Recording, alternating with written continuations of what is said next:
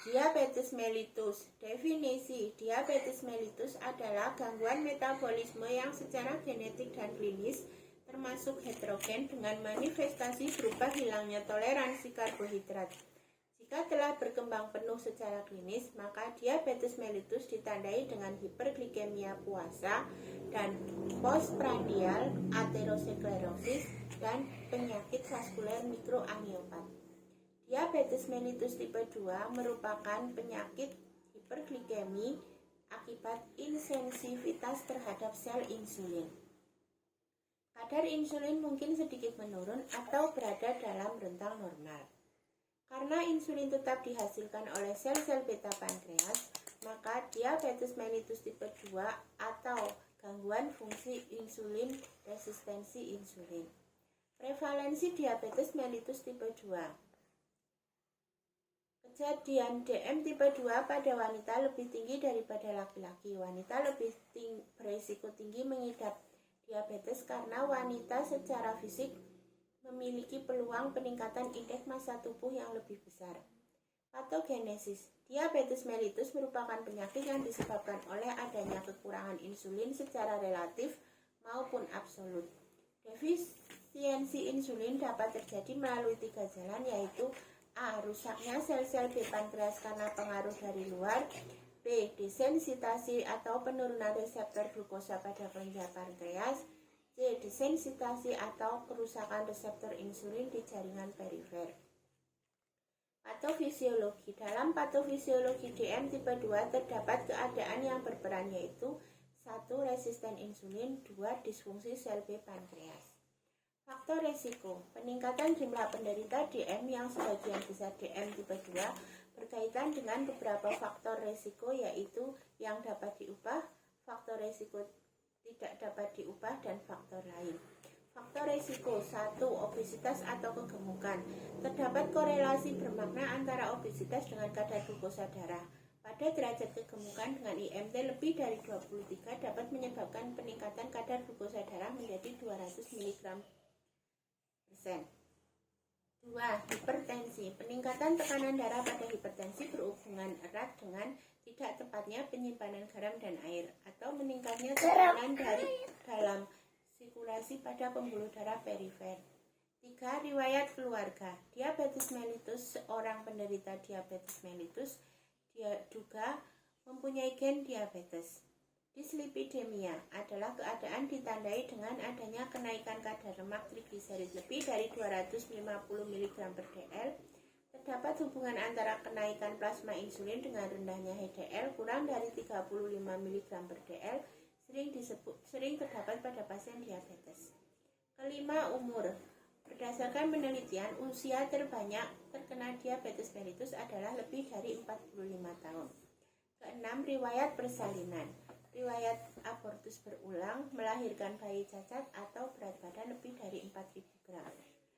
Ketujuh, faktor genetik. DM tipe 2 berasal dari interaksi genetis dan berbagai faktor mental. Penyakit ini sudah lama dianggap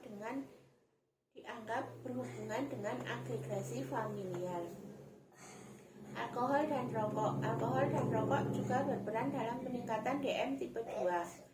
Alkohol akan mengurangi metabolisme gula darah, terutama pada penderita DM, sehingga mempersulit regulasi gula darah dan meningkatkan tekanan darah.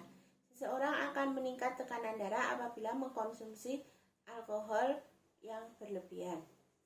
Faktor resiko penyakit tidak menular termasuk DM tipe 2 dibedakan menjadi 2. Yang pertama, faktor resiko yang tidak dapat berubah, misalnya umur, faktor genetis, pola makan tidak seimbang, status perkawinan, tingkat pendidikan, pekerjaan, aktivitas fisik, kebiasaan merokok, konsumsi alkohol, dan indeks massa tubuh.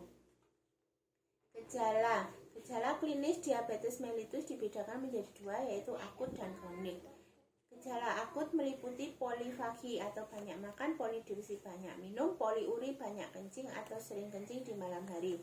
Nafsu makan bertambah, namun berat badan turun dengan cepat dan mudah lelah. Gejala kronis meliputi kesemutan, kulit terasa panas seperti tertusuk-tusuk, kebas di kulit, kram, kelelahan, mudah mengantuk, pandangan kabur, gigi mudah goyang dan lepas, kemampuan seksual menurun, Pada ibu hamil sering terdapat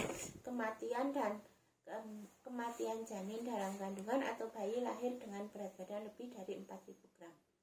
Diagnosis: keluhan dan gejala yang khas ditambah hasil pemeriksaan gula darah sewaktu lebih dari 200 mg per dl atau gula darah puasa lebih dari 126 mg per dl sudah cukup untuk menegakkan diagnosa DM tipe 2.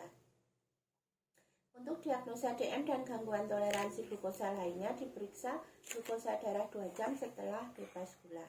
Penata laksanaan diabetes mellitus.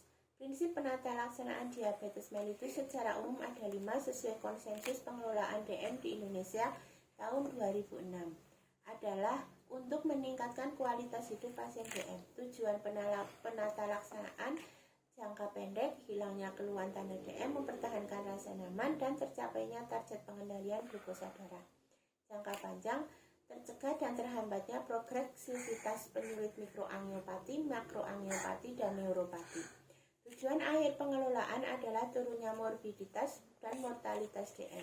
Untuk mencapai tujuan tersebut, perlu dilakukan pengendalian glukosa darah, tekanan darah, berat badan, dan profil lipid melalui pengelolaan pasien secara holistik dengan mengajarkan perawatan mandiri dan perubahan perilaku. Adapun penata laksanaan diabetes salah satunya adalah 1. Diet.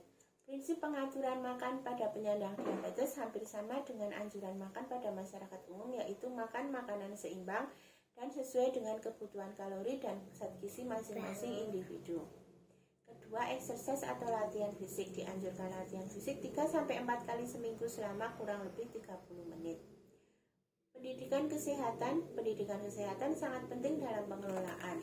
Pendidikan kesehatan pencegahan primer diberikan pada masyarakat kelompok risiko tinggi, sekunder pada kelompok pasien DM, sedangkan kesehatan tersier pada pasien yang mengidap DM dengan penyakit penyulit yang menaun.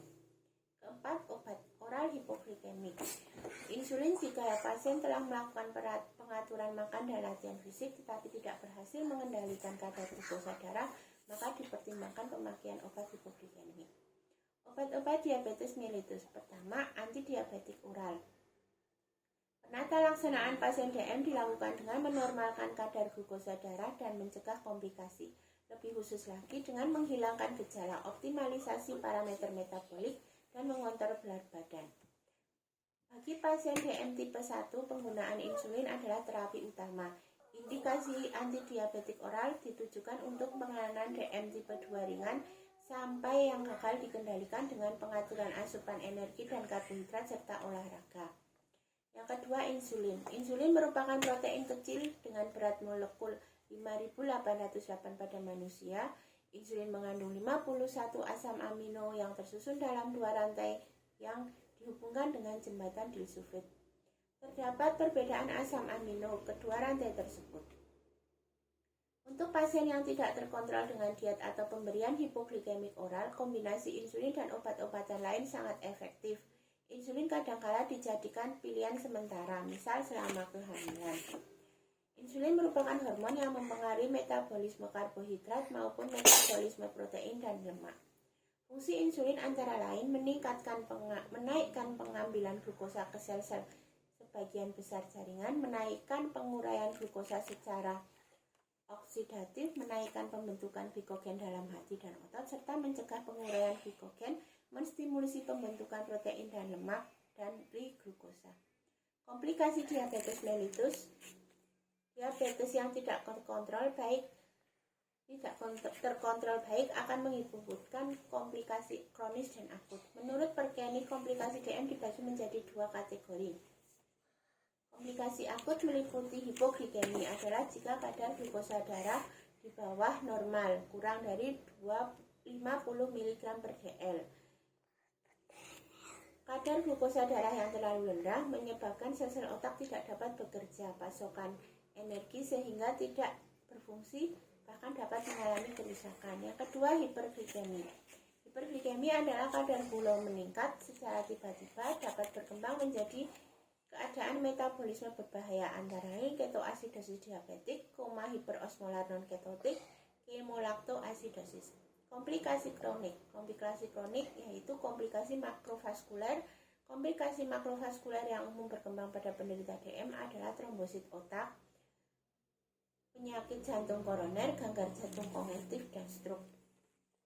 Komplikasi mikrovaskuler. Komplikasi mikrovaskuler terutama terjadi pada penderita DM tipe 1 seperti nefropati, diabetik nefropati, dan amputasi. Pencegahan penyakit diabetes dibagi menjadi 4, yaitu primordial yang pertama.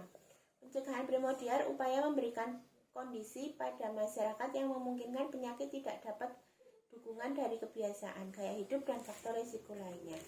Pencegahan primer adalah ditujukan untuk orang-orang yang termasuk risiko tinggi, yaitu yang belum menderita DM tetapi berpotensi menderita DM. Misal, diantaranya kelompok usia lebih dari 45 tahun, kegemukan, tekanan darah tinggi, riwayat keluarga DM, riwayat dan kehamilan, berat badan bayi lahir lebih dari 4.000 gram, dislipidemia, pernah TGT atau gula darah puasa terganggu. Pencegahan sekunder adalah upaya mencegah atau menghambat timbulnya penyakit dengan tindakan deteksi dini dan memberikan pengobatan sejak awal penyakit.